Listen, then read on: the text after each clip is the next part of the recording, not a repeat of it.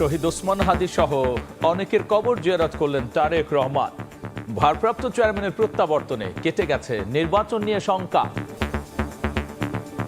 তারেক রহমান সাহেবের আগমন বাংলাদেশে এটাকে অনেক সমীকরণগুলোকে সহজ করে দিয়েছে। চক্রান্ত ষড়যন্ত্র সেটা আগে ভাগে কিছু বলা যায় না, তবে এখন মানুষের মধ্যে সেই সংখ্যাটা দূর হয়ে গেছে। তার যে নতুন পরিকল্পনা, সেই পরিকল্পনা বাংলাদেশে একটা নতুন দিগন্তের সূচনা করবে। ভোটার হতে ইসিতে আবেদন তারেক রহমানের। ছবি তোলা সহ দিলেন আঙুলের ছাপ, আইরিশ ও স্বাক্ষর। 24 ঘন্টার মধ্যে পাবেন এনআইডি। ভোটার তালিকায় অন্তর্ভুক্তি যে একটা নথি উপস্থাপন করব নিষ্পত্তির জন্য। কমিশন যদি বলেন যে সভা করবেন তাহলে সভা করবেন, আর যদি মনে যে নিশ্চিত প্রক্রিয়াজাত করে দিবেন। দেখছিলেন প্রধান শিরোনাম। রাতের সময় সঙ্গে আছি আমি গোলাম রাব্বি। এবার অন্যান্য শীর্ষ সংবাদ। শহীদ হাদি হত্যার বিচার দাবিতে ফের শাহবাগে ইনকিলাব মঞ্চ। দেশের বিভিন্ন স্থানে সড়ক অবরোধ করে বিক্ষোভ। সরকার পদক্ষেপ না নিলে যে কোনো সময় যমুনা ঘেরাওয়ের হুঁশিয়ারি। ভোট বানচালের অপচেষ্টা প্রতিহত করা হবে শক্ত হাতে, হুঁশিয়ারি উপদেষ্টা আদিলুরের। বিভিন্ন দেশ থেকে আসছেন নির্বাচন পর্যবেক্ষক, জানালেন পররাষ্ট্র উপদেষ্টা। কেরানীগঞ্জে বিস্ফোরণে উড়ে গেল মাদ্রাসার কক্ষ, বিপুল পরিমাণ রাসায়নিক পদার্থ উদ্ধার, আটক 3। মূল সন্দেহভাজন প্রতিষ্ঠান পরিচালকের খোঁজে আইন শৃঙ্খলা বাহিনী। বছরের প্রথম দিনই শিক্ষার্থীরা পাবে পাঠ্য বই। মুক্তিযুদ্ধের ইতিহাসে কিছু পরিবর্তন। সরকার বদলের সঙ্গে সঙ্গে শিশুদের নিয়ে এক্সপেরিমেন্টের পক্ষে নন উপদেষ্টা। এবং তুষারঝড়ে বিপর্যস্ত যুক্তরাষ্ট্রের উত্তর পূর্বাঞ্চল। 1600 ফ্লাইট বাতিল, বিলম্ব 7,500। স্থবির নিউ ইয়র্ক, নিউ জার্সির জনজীবন, জরুরি অবস্থা জারি।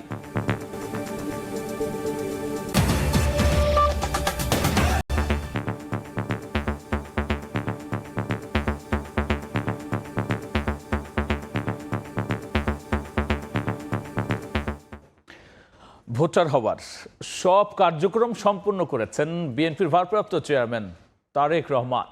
দুপুরে আগারগাঁওয়ে নির্বাচন প্রশিক্ষণ ইনস্টিটিউটে ছবি তোলা সহ দিয়েছেন আঙুলের ছাপ, আইরিশ ও স্বাক্ষর।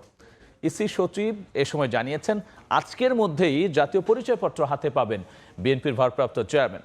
জানা গেছে, ঢাকা 17 আসনের 19 নম্বর ওয়ার্ডের ভোটার হওয়ার আবেদন করেছেন তিনি। জাতীয় পরিচয়পত্রের আবেদন সম্পন্ন করেছেন তারেক কন্যা জাইমা রহমানও। রাজস্বিক স্বদেশ প্রত্যাবর্তনের তৃতীয় দিনে ভোটার হওয়ার জন্য আবেদন করলেন বিএনপির ভারপ্রাপ্ত চেয়ারম্যান তারেক রহমান। শনিবার দুপুরে কঠোর নিরাপত্তা ব্যবস্থার মধ্য দিয়ে রাজধানীর আগারগাঁয়ে নির্বাচনী প্রশিক্ষণ ইনস্টিটিউটে পৌঁছান তিনি। তারেক রহমানকে স্বাগত জানান কমিশনের সিনিয়র সচিব আক্তার আহমেদ সহ ইসির কর্মকর্তারা। দুপুর 1টার পর ভোটার হতে জাতীয় পরিচয়পত্রের যাবতীয় কার্যক্রম সম্পন্ন করেন তারেক রহমান। ছবি তোলার পাশাপাশি আঙুলের ছাপ, আইরিশ ও স্বাক্ষর প্রক্রিয়া সম্পন্ন করেন বিএনপির ভারপ্রাপ্ত চেয়ারম্যান। ঢাকা 17 আসনের গুলশান এলাকার 19 নম্বর ওয়ার্ড থেকে ভোটার হওয়ার আবেদন করেছেন তারেক রহমান। পরে কমিশন সচিব জানান, আজই জাতীয় পরিচয়পত্র হাতে পাবেন তারেক রহমান। ফিঙ্গারপ্রিন্ট এবং আইরিশ এগুলোকে ম্যাচিং করতে হয়। ম্যাচিং করার পরে কনফার্ম হলে তখন আর কি ওনাদেরকে একটা ভোটার আমরা এনআইডি নাম্বার যেটা বলি সে নাম্বারটা দেওয়া হয়। ভোটার তালিকা আইন 2009-এর 15 ধারা অনুযায়ী কমিশনের এখতিয়ার আছে যে কোনো প্রাপ্তবয়স্ক বা ভোটার হওয়ার সক্ষম ব্যক্তিকে ভোটার করতে পারেন। সচিব বলেন, একদিনের মধ্যে ভোটার হলেও রবিবার তারেক রহমানের ভোটার তালিকায় অন্তর্ভুক্ত হবার বিষয়ে নিশ্চিত করবে ইসি। ভোটার তালিকায় অন্তর্ভুক্তি যে একটা নথি উপস্থাপন করব নিষ্পত্তির জন্য। কমিশন যদি বলেন যে সভা করবেন তাহলে সভা করবেন, আর যদি মনে যে নিশ্চিত প্রক্রিয়াজাত করে দিবেন। এর আগে সকালে ভোটার হতে আগারগাঁ নির্বাচন প্রশিক্ষণ ইনস্টিটিউটে আসেন তারেক কন্যা জাইমা রহমান। সঙ্গে ছিলেন তারেক পত্নী ডাক্তার জুবাইদা রহমান। কাউসারা চৌধুরী কুমু, সময় সংবাদ, ঢাকা। শহীদ ওসমান হাদির কবর জিয়ারত করেছেন তারেক রহমান। শ্রদ্ধা জানালেন জাতীয় কবির সমাধিতেও। দলের মহাসচিব বলেন, তার প্রত্যাবর্তনে নির্বাচন নিয়ে যে শঙ্কা ছিল তা কেটে গেছে। এদিকে ছোট ভাই কোকো, শ্বশুর ও পিলখানার শহীদ সেনা কর্মকর্তাদের কবর জিয়ারত করেছেন বিএনপির ভারপ্রাপ্ত চেয়ারম্যান। 17 বছর নির্বাসনে থাকার পর দেশে ফিরেই জুলাই বিপ্লবীদের স্মরণ তারেক রহমানের। স্বদেশ প্রত্যাবর্তনের তৃতীয় দিনে শনিবার সকালে ইনকিলাব মঞ্চের মুখপাত্র শহীদ ওসমান হাদির কবর জিয়ারত করলেন বিএনপির ভারপ্রাপ্ত চেয়ারম্যান। সকাল 10:40 গুলশানের নিজ বাসা থেকে কবর জিয়ারতের উদ্দেশ্যে রওনা হন তারেক রহমান। পথে পথে উল্লাস প্রকাশ করেন নেতাকর্মীরা, দেন স্লোগান।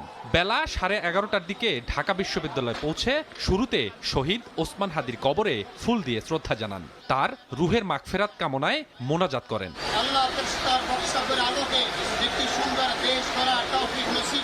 হাদির কবর জিয়ারতের পর জাতীয় কবি কাজী নজরুল ইসলামের কবরে শ্রদ্ধা জানান ও দোয়া করেন বিএনপির ভারপ্রাপ্ত চেয়ারম্যান।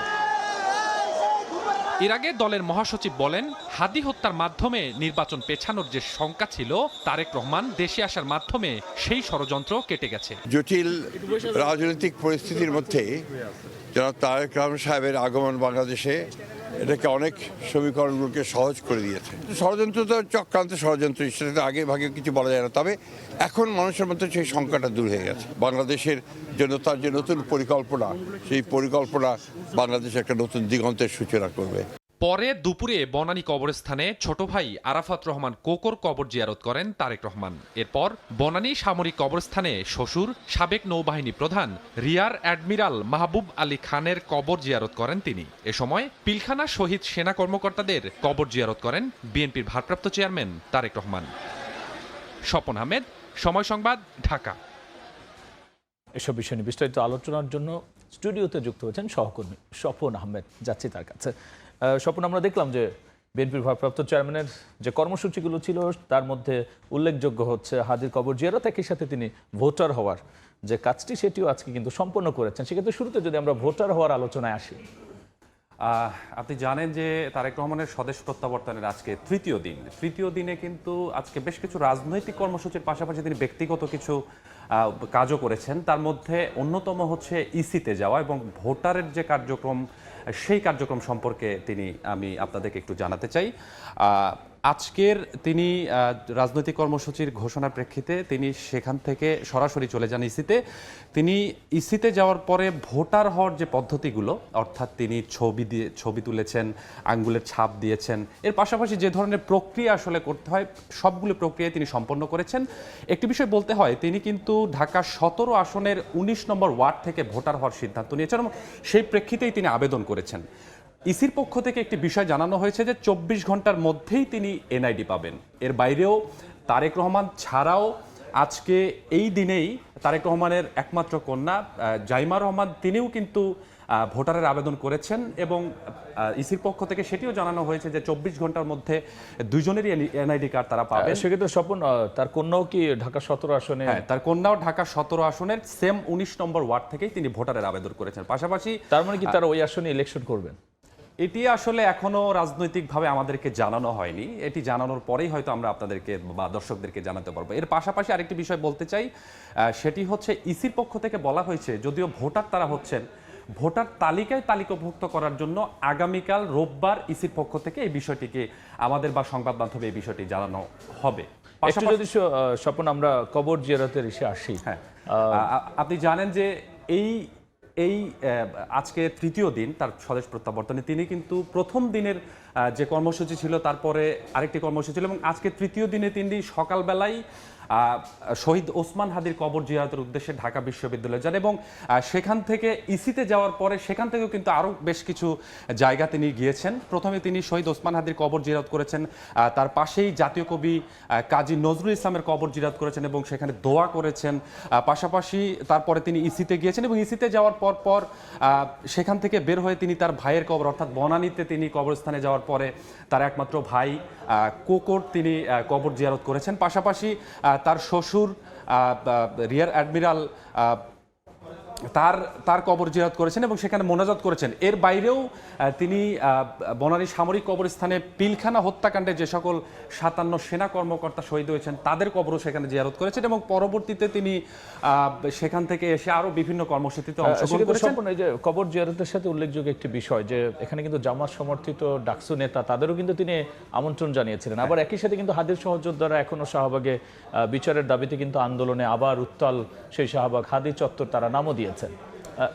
আপনি জানেন রাব্বি, গতকাল নামাজের পর থেকে অর্থাৎ দুপুরের পর থেকে ইনকিলাব মঞ্চের পক্ষ থেকে হাদি যে হত্যা হয়েছে সেই হত্যার বিচারের দাবিতে তারা শাহবাগে আন্দোলনের নামে এ বিষয়ে আমাদের একটি প্রতিবেদন আছে, আমরা সেই প্রতিবেদনটি দেখে আসি। রক্ত বৃথা যেতে দেব না। এই ক্ষোভ বিক্ষোভ আধিপত্যবাদ বিরোধী লড়াইয়ের প্রতীক শরীফ ওসমান হাদির হত্যাকারীদের গ্রেপ্তার করতে না পারার প্রতিবাদে আমার ভাই মরল কেন? শনিবার সকালে শহীদ ওসমান হাদির কবর জিয়ারত করতে ঢাকা বিশ্ববিদ্যালয়ে তারেক রহমান গেলে যাত্রা নির্বিঘ্ন করতে ঘণ্টা দুয়েকের জন্য শাহবাগ ছেড়ে আজিজ সুপারমার্কেটের সামনে অবস্থান নেন ইনকিলাব মঞ্চের নেতাকর্মীরা। দুপুর 12:30টার দিকে আবারও শাহবাগ মোড়ে অবস্থান নিয়ে খুনিদের গ্রেপ্তারের দাবিতে স্লোগান দেন তারা। আপোষ না সংগ্রাম। হাদির হত্যাকারীরা গ্রেপ্তার না হওয়া পর্যন্ত রাজপথ না ছাড়ার ঘোষণা দেন আন্দোলনকারীরা। বিচার না পাওয়ার অর্থ হইল বাংলাদেশের স্বাধীনতা সার্বভৌমত্ব দিল্লির কাছে বর্গা দেওয়া। এইরকম তার হত্যার বিচার করা না হয়, তাহলে পরবর্তী যে প্রজন্ম কেউ সাহস করে আগাই আসবে না, যে আসলে দেশপ্রেমের যে প্রকাশটা, এই প্রকাশটা কেউ আসলে করতে পারবে না। তাকে যেভাবে মেরে ফেলা হয়েছে তার সর্বোচ্চ শাস্তির দাবি করছি আমরা। খুনিদেরকে দ্রুত গ্রেপ্তার করে তাদেরকে বিচার করা হয়, সেটার জন্য আমাদের এই অবস্থান কর্মসূচি চলবে ইনশাআল্লাহ। দাবি বাস্তবায়নে সরকার পদক্ষেপ না নিলে যে কোনো সময় রাষ্ট্রীয় অতিথি ভবন যমুনা ও জাতীয় সংসদ ভবন ঘেরাওয়ের হুঁশিয়ারি দেন ইনকিলাব মঞ্চের সদস্য সচিব আব্দুল্লাহ আল জাবের। আজকে এখানে বসেছি, আগামীকালও যে এখানে বসবো সেটা তোমারে কে বললো? আগামীকাল তো আমরা যমুনায় গিয়ে বসবো, আগামীকাল তো আমরা সংসদ ভবন দখলে নিব, আগামীকাল তো আমার ভাইয়েরা ক্যান্টনমেন্টে চলে যাবে। কোনোভাবেই আপনারা বিদেশে পালাতে পারবেন না। এই রক্তের সাথে বেইমানি করলে এই জমিনেই আপনাদের বিচারের ব্যবস্থা করবে জনতা। তফসিল ঘোষণার পরদিন 12 ডিসেম্বর রাজধানীর পল্টন এলাকায় ঢাকা 8 আসনের সম্ভাব্য প্রার্থী ওসমান হাদিকে গুলি করে সন্ত্রাসীরা। 18 ডিসেম্বর সিঙ্গাপুরে চিকিৎসাধীন অবস্থায় মারা যান বিপ্লবী হাদি।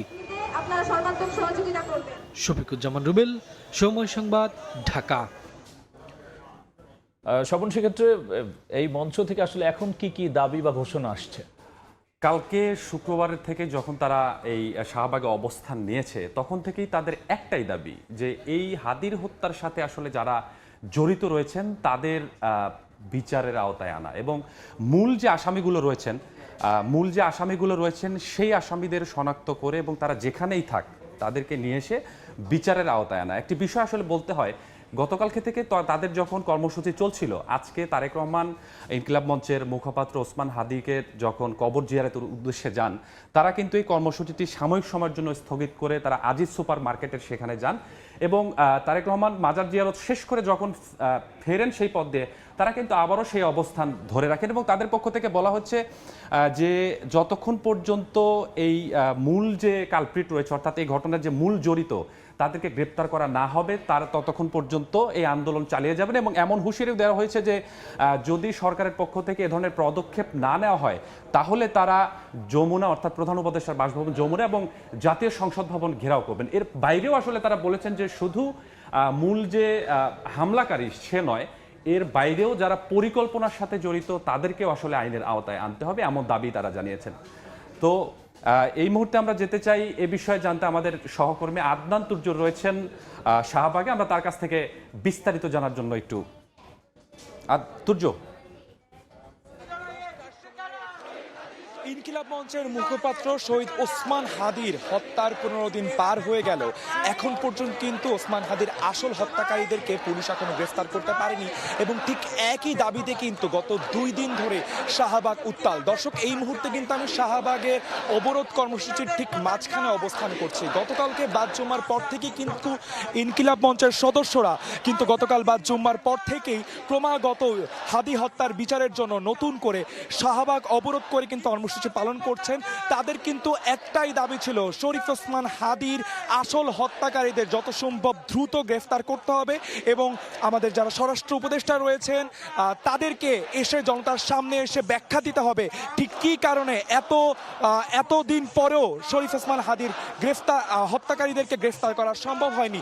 যদি একটু প্রেক্ষাপট বলতে চাই দর্শক, গত 12 ডিসেম্বর কিন্তু শরীফ ওসমান হাদিকে গুলিবিদ্ধ করা হয়, এবং 1 সপ্তাহ আগে কিন্তু তার জানাজা করে কিন্তু তার আসলে কবর দেওয়া হয়েছিল, কিন্তু এখন পর্যন্ত কিন্তু ওসমান হাদির গ্রেফতারকারীদেরকে কোনো তথ্য বা কোনো আদতে তারা কি অবস্থায় রয়েছেন এই বিষয়ে কোনো তথ্য সরকার কিন্তু দেয়নি। এবং ইনকিলাব মঞ্চের সদস্যরাও কিন্তু যতক্ষণ না পর্যন্ত উপদেষ্টা বা প্রশাসনের কাছ থেকে তাদের আশ্বস্ত হবেন ততদিন পর্যন্ত তারা অবরোধ কর্মসূচি এখানে চালিয়ে দিয়ে যাবেন। এই ছিল শাহবাগ থেকে আমার কাছে সর্বশেষ তথ্য। স্বপনা, আপনাকে ধন্যবাদ। একই সাথে ধন্যবাদ আমাদের সহকর্মী তুর্যকে শাহবাগ থেকে যুক্ত হওয়ার জন্য। আমরা আলোচনায় যুক্ত হয়েছিলাম, আমাদের সঙ্গে আলোচনায় যুক্ত হয়েছিলেন সহকর্মী স্বপন আহমেদ। আমরা আলোচনা করছিলাম তারেক রহমানের আজকের কর্মসূচি, একই সাথে শরীফ ওসমান হাদির হত্যার বিচারের দাবিতে শাহবাগে যে উত্তাল কর্মসূচি এবং সেই কর্মসূচির সর্বশেষ নিয়ে যুক্ত হয়েছিলেন সহকর্মী আদনান তুর্য। যাচ্ছে অন্য খবরে, নির্বাচন বানচালের অপচেষ্টাকারীদের শক্ত হাতে প্রতিহত করা হবে বলে জানিয়েছেন স্থানীয় সরকার, পল্লী উন্নয়ন ও সমবায় মন্ত্রণালয়ের উপদেষ্টা আদিলুর রহমান খান। এদিকে বিভিন্ন দেশ থেকে নির্বাচন পর্যবেক্ষক আসছেন বলে জানিয়েছেন পররাষ্ট্র উপদেষ্টা। শনিবার মাদারীপুরের সদর উপজেলায় জুলাই আন্দোলনে শহীদ মামুন সর্দার ও নাইমুর রহমানের কবর জিয়ারত করেন স্থানীয় সরকার, পল্লী উন্নয়ন ও সমবায় মন্ত্রণালয়ের উপদেষ্টা আদিলুর রহমান খান।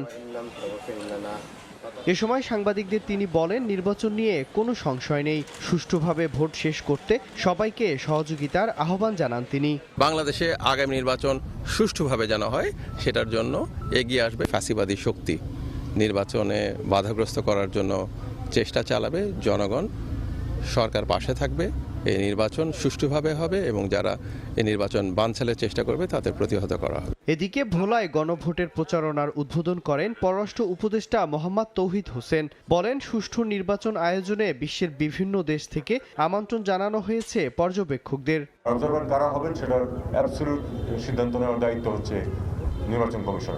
সরকারের কিন্তু এখানে কোনো ভূমিকা নেই। তারা সেখানে অ্যাপ্লাই করছেন এবং সেখান থেকেই তারা যাদেরকে নিরপেক্ষ মনে করেন, যারা মনে করেন যে তারা কোনো ভোটের মধ্যে কোনো সমস্যার সৃষ্টি করবে না, তাদেরকে তারা অ্যাপ্রুভ করবেন এবং তারাই আসবে এখানে অবজারভার হিসাবে। সরকার পর্যবেক্ষকদের সব ধরনের সহায়তা এবং নিরাপত্তা নিশ্চিত করবে বলেও জানান উপদেষ্টা। মিরন আহমেদ, সময় সংবাদ।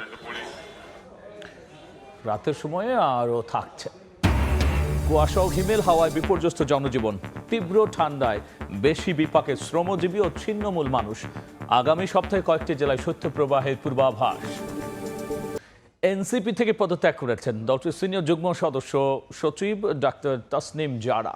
এছাড়াও জামাতের সঙ্গে জোট গঠনে আপত্তি জানিয়েছেন দলটির 30 নেতা।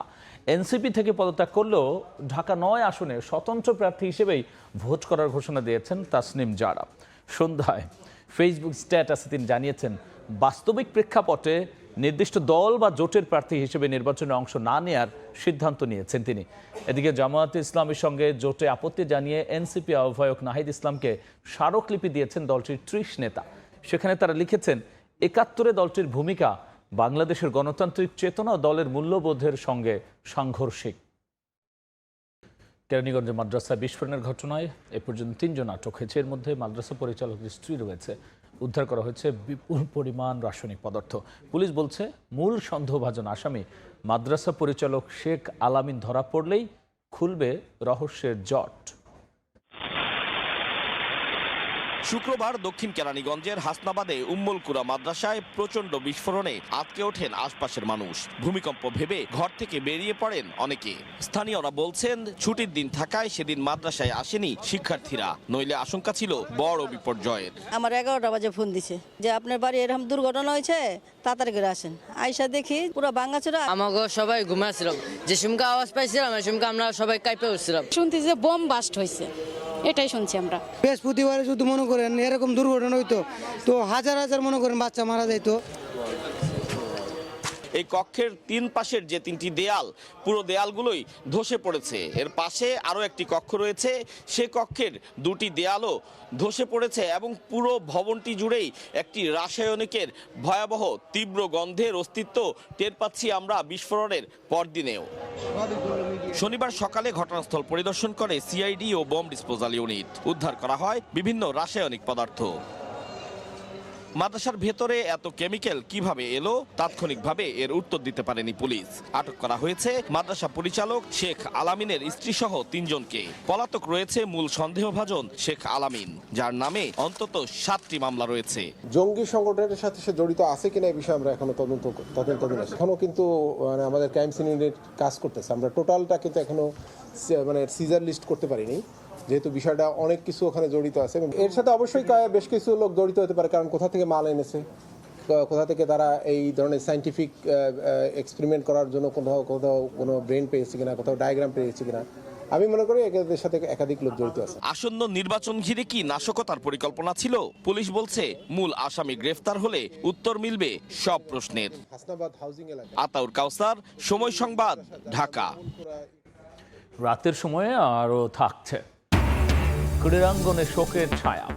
অনুশীলনের সময় হার্ট অ্যাটাক করে মৃত্যু ঢাকা ক্যাপিটালসের সহকারী কোচ মাহবুব আলী জাকের। মাঠে অনুষ্ঠিত হলো জানাজা। এবারও বই উৎসব না হলেও বছরের প্রথম দিনই শিক্ষার্থীদের হাতে পাঠ্য বই পৌঁছে যাবে বলে জানিয়েছেন প্রাথমিক ও গণশিক্ষা উপদেষ্টা ডাক্তার বিধান রঞ্জন রায়। আরও জানান, নতুন বইয়ে মুক্তিযুদ্ধের ইতিহাস সহ বিষয়বস্তুতে কিছু পরিবর্তন আনার পাশাপাশি প্রথমবারের মতো অভিভাবকদের জন্য 2 কোটি গাইড বই ছাপা হচ্ছে। তবে রাজনৈতিক পট পরিবর্তনের সঙ্গে সঙ্গে বইয়ে পরিবর্তনের মাধ্যমে শিশুদের নিয়ে এক্সপেরিমেন্টের পক্ষে নন উপদেষ্টা। প্রসূন আশিসের রিপোর্ট। 2009 সালে প্রাক প্রাথমিক থেকে মাধ্যমিকের শিক্ষার্থীদের বিনামূল্যে পাঠ্য বই দেওয়ার সিদ্ধান্ত হয়। এর পরের বছর থেকেই 1 জানুয়ারিতে শুরু হয় বই উৎসবের রেওয়াজ। এতে নতুন বইয়ের ঘ্রাণে উৎফুল্ল হতো শিক্ষার্থীদের মন। তবে গত জানুয়ারিতে বই উৎসব না হওয়ায় 1.5 দশকের সেই রীতিতে ভাটা পড়ে। এছাড়া বছরের প্রথম দিনে সব শিক্ষার্থী সব বই হাতে পায়নি বলেও অভিযোগ ওঠে। তবে বই উৎসব না হলেও এবার বছরের প্রথম দিনেই সব স্কুলে নতুন বই পৌঁছে যাবে বলে নিশ্চিত করেছেন প্রাথমিক ও গণশিক্ষা উপদেষ্টা। পাঠ্য বইয়ের বিষয়বস্তুতে কিছু পরিবর্তন আনার পাশাপাশি শিশুর বিকাশে প্রথমবারের মতো এবার অভিভাবকদের জন্য 2 কোটি গাইড বইও ছাপার কথা জানান তিনি। বইগুলো ছাপা হয়ে গেছে আগেই, প্রাইমারি স্কুলগুলো লেভেলে বই পৌঁছে যাচ্ছে। শিশুদের ডেভেলপমেন্টটা কীভাবে হয় তার যদি একটা আইডিয়া থাকে, তার কাছে কি এক্সপেক্টেড, তার সঙ্গে কেমন আচরণ করা দরকার, কেমনটা করা দরকার না, সেই সব বিবেচনা করে আমরা কিন্তু একটা গাইড বই তৈরি করেছি, অভিভাবক নির্দেশিকা। বাংলাদেশের ইতিহাস প্রসঙ্গে আসছে, কিছু চেঞ্জ হয়েছে, হয়তো গল্প, কবিতা, এইসব ছোটোখাটো কিছু চেঞ্জ হয়েছে। আমরা সত্যিকার অর্থে শিক্ষার গুরুত্ব বুঝি না। আমাদের তো এক ধরনের মিনিমাম ঐক্যমত্যে পৌঁছানো দরকার, যে আমরা অন্ততপক্ষে বাচ্চাদের ক্ষেত্রে তো এক্সপেরিমেন্টে যাব না। ক্লাস্টার পদ্ধতিতে দেশের 65,500 স্কুলে সঙ্গীত বিষয়ে শিক্ষক নিয়োগের সিদ্ধান্ত হলেও পদ সৃষ্টি হয়েছে মাত্র 2,500। এমন অবস্থায় প্রতিবাদের মুখেই নিয়োগের সিদ্ধান্ত বাতিল করা হয় বলে জানান তিনি। সঙ্গীতের জন্য আমাদের বিদ্যালয় হচ্ছে 65,500, আর সঙ্গীতের জন্য পদ তৈরি হয়েছে মাত্র 2,500। একটা ক্লাস্টারের জন্য একজন, এইভাবে হিসাব করা হয়েছিল। কিন্তু ওনারা যুক্তি দিলেন এটা না করে বরং সবার জন্যই করা দরকার, সেজন্য হলো না। সরকারি প্রাথমিক বিদ্যালয়ের 3 লাখ প্রধান শিক্ষক পদের 32,000-এর বেশি শূন্য থাকলেও মামলার কারণে এসব পদে নিয়োগ দেওয়া সম্ভব হচ্ছে না বলেও জানান ডাক্তার বিধান রঞ্জন রায়। প্রসূন আশিস, সময় সংবাদ, ঢাকা। এবার বাণিজ্য সংবাদ।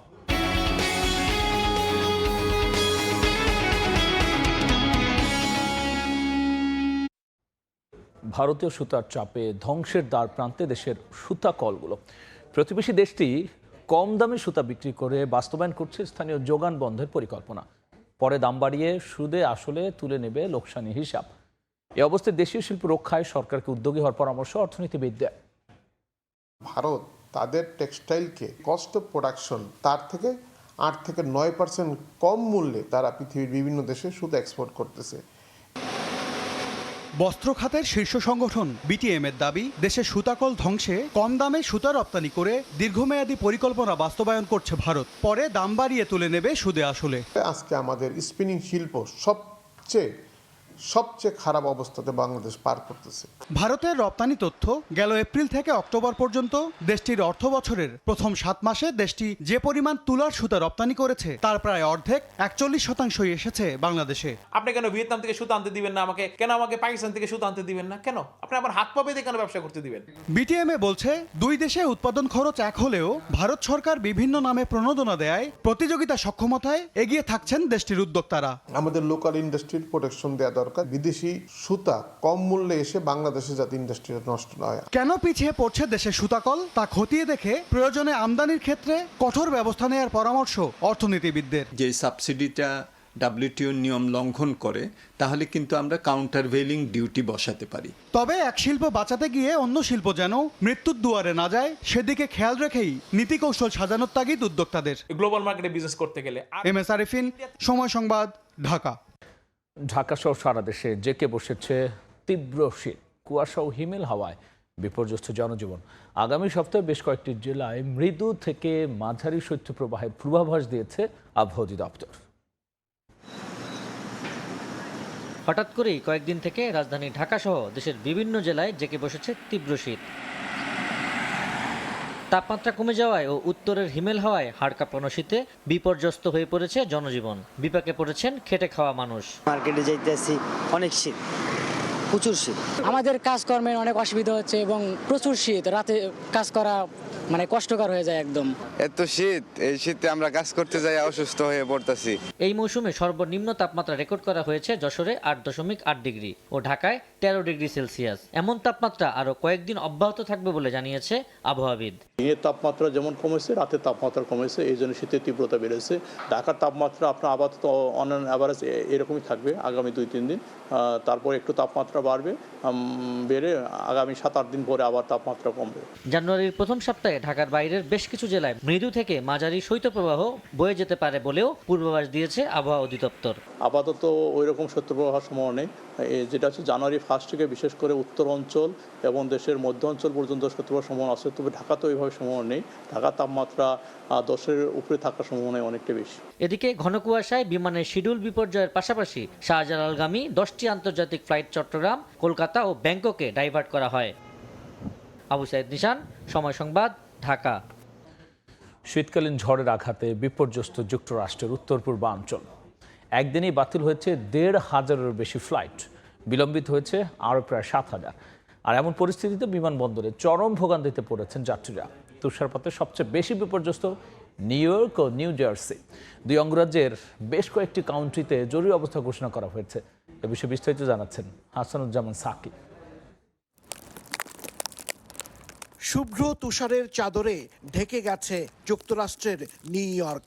শীতকালীন ঝড় ডেভিনের কারণে অতিরিক্ত তুষারপাতে দুর্বিষহ হয়ে উঠেছে নিউ ইয়র্ক সিটির জনজীবন।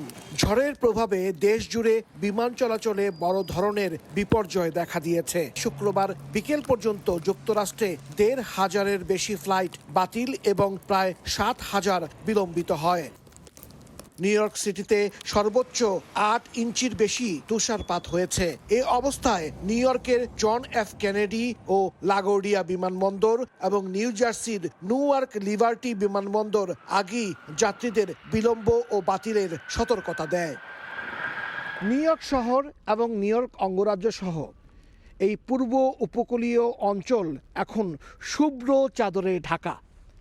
2022 সালের পরে এত পরিমাণে তুষারপাত আর কখনো হয়নি, এটি যুক্তরাষ্ট্রের আবহাওয়া অফিস বলছে।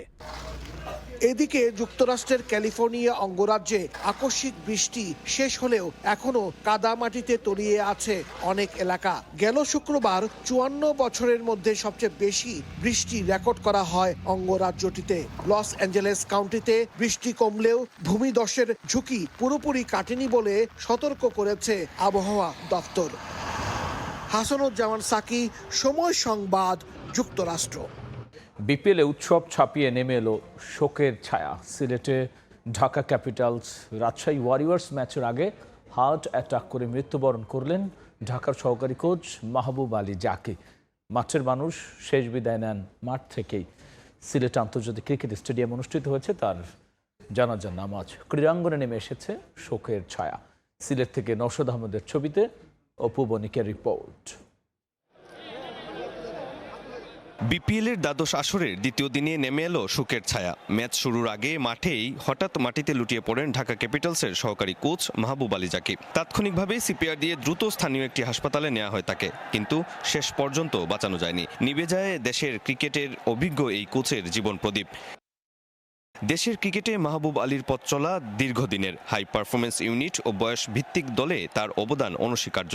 জাতীয় দলে বর্তমানে প্রতিষ্ঠিত অনেকেই তার হাতে গড়া। তাসকিন আহমেদ সহ একাধিক ক্রিকেটারের উত্থানের পেছনে ছিলেন তিনি। 2020 অনূর্ধ্ব-19 বিশ্বকাপ জয়ী দলের কোচিং স্টাফেরও গুরুত্বপূর্ণ সদস্য ছিলেন মাহবুব আলী জাকির। খবর শুনেই হাসপাতালে ছুটে যান তার শিষ্যরা। হাসান মাহমুদ, শরীফুলরা যেন এক মুহূর্তেই হোটেলে থাকতে পারেননি। বিসিবি সভাপতি আমিনুল ইসলাম বুলবুল ও পরিচালক নাজমুল আবেদিন ফাহিমও যান হাসপাতালে। মাঠের মানুষ মাঠেই বিদায়। মাঠেই অনুষ্ঠিত হয় মাহবুব আলীর জানাজার নামাজ। বিপিএলে কাজ করার সুযোগ পেলেও নিজ চোখে দলের প্রথম ম্যাচ আর দেখা হলো না তার। শেষবার যখন আনা হলো সিলেট স্টেডিয়ামে, তখন পুরো মাঠ জুড়ে শোকের ছায়া। মুশফিক, মিরাজরা হয়ে যান আবেগতাড়িত। সবার চোখের জলে সিলেট থেকে শেষ বিদায় নেন এই কোচ। রোববার কুমিল্লায় নিয়ে যাওয়া হবে মাহবুব আলীর মরদেহ। সেখানে অনুষ্ঠিত হবে দ্বিতীয় জানাজা। অপু বণিক, সময় সংবাদ, সিলেট। এ পর্যায়ে শীর্ষ সংবাদ জানিয়ে দিচ্ছে আরও একবার। শহীদ ওসমান হাদি সহ অনেকের কবর জিয়ারত করলেন তারেক রহমান। ইসিতে ভোটার হওয়ার আবেদন। 24 ঘন্টার মধ্যে এনআইডি পাবেন বিএনপির ভারপ্রাপ্ত চেয়ারম্যান। হাদি হত্যা বিচার দাবিতে ফের শাহবাগে ইনকিলাব মঞ্চ। দেশের বিভিন্ন স্থান ও সড়ক অবরোধ করে বিক্ষোভ। খুনিরা গ্রেফতার না হওয়া পর্যন্ত রাজপথে থাকার ঘোষণা। এবং ভোট বানচালের অপচেষ্টা প্রতিহত করা হবে শক্ত হাতে, হুঁশিয়ারি উপদেষ্টা আদিলুরের। বিভিন্ন দেশ থেকে আসছেন নির্বাচন পর্যবেক্ষক, জানালেন পররাষ্ট্র উপদেষ্টা।